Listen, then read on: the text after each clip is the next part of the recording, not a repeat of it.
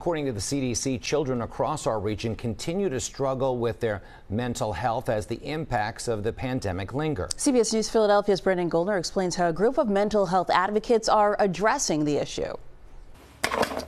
Sometimes life's biggest problems can be solved by miniaturizing them. They are using to represent something in the sand tray depending on what they're working through. Karen Glennie is a therapist working alongside children. And so we can really gain a lot of information based on the position. To dig up Some kids choose to bury certain things. the trauma they may be going through. You see this little light bulb go on for a kid, or they come to some realization. It's a very rewarding experience. This process of children using toys to have emotional breakthroughs is repeated hundreds of times at the Thrive Network, a group of mental health practitioners who work with families throughout the region, including Katie Arcand and her daughter Ava Cortez. During the pandemic, Ava was having trouble with transition of life at that point and how things kind of changed. Among those differences, the CDC says the percentage of students feeling persistently sad or hopeless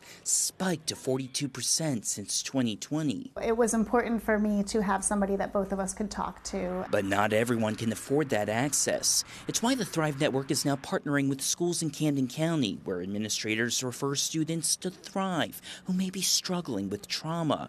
Co-founder Lorenzo McFadden says Thrive's efforts include signing up uninsured families for Medicaid so they can afford treatment. We get to work with the young children at a very young age so that we catch them before some of the problems escalate. Ava got the help she needed and is now thriving. They were really nice and they talked to me. The Thrive Network has also introduced music and art therapy classes to Camden high schools to show teens what therapy looks and feels like in order to eliminate the stigma that some may feel by seeking help. Jim, Janelle. Nice thing is people are talking about this. Yeah, and it's a great resource. Absolutely. All right, Brandon Goldner, thank you so much for that report.